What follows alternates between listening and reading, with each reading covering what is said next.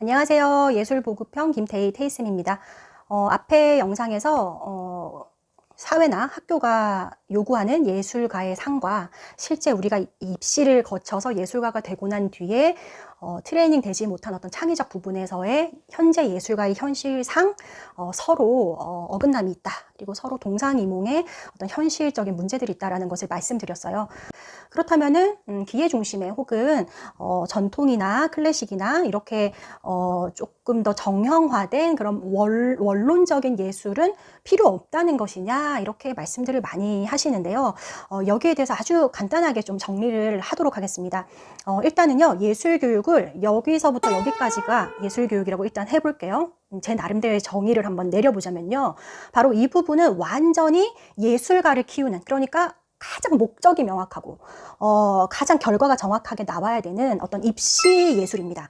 뭐 입시 교육에서 뭐 입시 미술학원이든 입시에 뭐 우리 레슨 하시는 우리 교수님께 가든 바로 이것이 이 한 축에서의 끝이 굉장히 태능에 가까운 그런 교육, 그러니까 엘리트 예술가를 만드는 교육이라고 한다면은, 그리고 이제 거기까지 가기 전에 또 수많은 학원이라던가 기술적인 부분들을 하는 그런 곳들이 있겠죠. 자, 중간이 어디냐? 중간이 바로 학교 예술교육이라고 생각하시면 될 것 같아요. 이 중간은요, 저는 급식이라고 표현해요. 그러니까 가난하든 부자든 혹은 뭐 아이가 장애가 있든 어떻든 간에 모든 아이가 동등한 급식을 먹듯이 이제 학교에 예술 강사를 파견하고 그리고 방과 후 이런 예술 활동들을 강화한 그 자체가 모든 아이들이 예술가로 만들기 위해서가 아니라요, 모든 아이들이 다양한 예술을 경험하고 향유해 볼 수 있는 보편성, 보편화를 이룬 그것이 바로 급식과 같은 이 학교 예술 교육이라는 겁니다. 이것의 목적은요, 뭐 예술 그 전공자를 만들기 위함도 아니고요, 뭐 이걸 가지고 뭐 대단한 어떤 결과를 내는 것도 아닙니다. 다만 학교 안에서 전 국민이 이제 포함이 되는 거죠. 그래서 이들이 자라나는 동안 아주 양질의 예술 교육을 그래도 만나보게, 모두가 만나볼 수 있는 이런 평등함 안에서의 보편성이 기준이라고 생각하시면 됩니다. 자, 그렇다면은 이제 이 축은 어딜까요? 바로 이 축은요, 여기는 가만히 놔둬도요, 시장이 형성돼요. 여기는 학교 예술 강사에서부터 여기까지는요, 수많은 학원들이 있고, 그리고 방문 선생님들이 있고, 수많은 교재나 이런 것들이 있고, 그리고 여기 입시 시장은 아주 단단하게 형성이 되어 있기 때문에 이 교육은 국가가 직접 손대지 않아도 예술 교육 안에서의 시장이 자연스럽게 이루어지는 곳이에요. 그런데 이렇게 시장 논리에만 내맡겼을 때 반드시 떨어지고 반드시 거기서 질 수밖에 없는 곳이 있죠.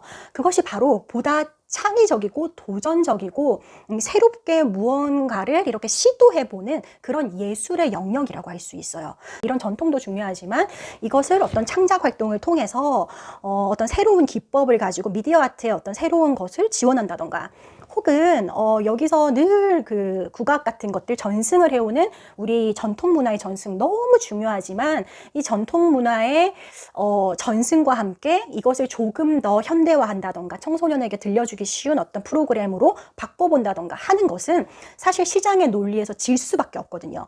그렇지만 이런 부분들이 병행되지 않으면은 우리나라의 예술의 발전은 자꾸 정체될 수밖에 없다고 생각해요. 그래서 새로운 창의적 영역을 도와주고 지원해 주는 것이 바로 수많은 재단이다, 혹은 문화예술위원회나 한국문화예술교육진흥원과 같은 문체부에서 하고 있는 지원 사업들이라고 생각하시면 됩니다. 자, 그러니까 이 교육에서는, 이쪽 트랙의 교육에서는 최대한 심의를 볼 때 여기와 차별성 있기를 바랍니다. 그러니까 학원이나 방과 후나 이런 데서 오카리나 1, 오카리나 2 진도 나가는 수업 같은 거 말고 적어도 이 금액을 지원한다면 오카리나를 가지고 혹은 다른 악기의 툴을 가지고 보다 창의적이고 아이들이 직접 창작하고 도전해보는 트랙으로 한번 가보자 하는 것이 이 지원 사업이거든요. 그래서 이 얘기를 길게 드린 이유는요, 이 트랙에서 이 트랙까지 모두 예술교육이고요, 이 트랙에서 이 트랙까지 다 중요합니다. 어느 것 하나 중요하지 않은 예술교육이 없습니다. 우리는 엘리트 예술가도 키워내야 되고요, 우리는 생활예술가도 꾸준히 키워내서 향유하는 국민으로 문화력을 높여야 되고요, 중간층이죠.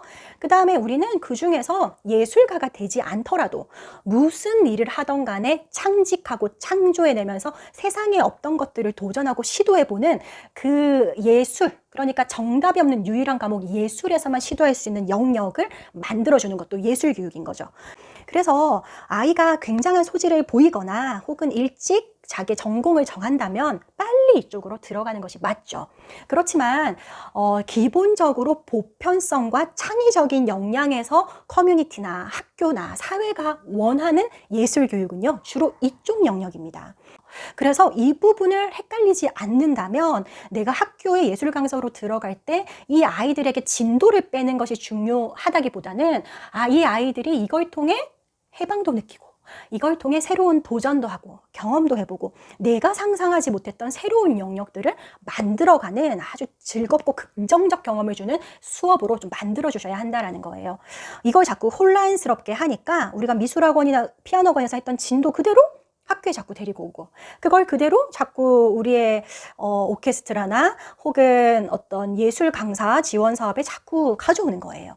그러면 여기에 참여했던 아이들이 혹은 방과 후에 참여했던 아이들 입에서 싫어요, 하기 싫어요, 예술 재미없어요 라는 말이 나올 수밖에 없다고 생각합니다.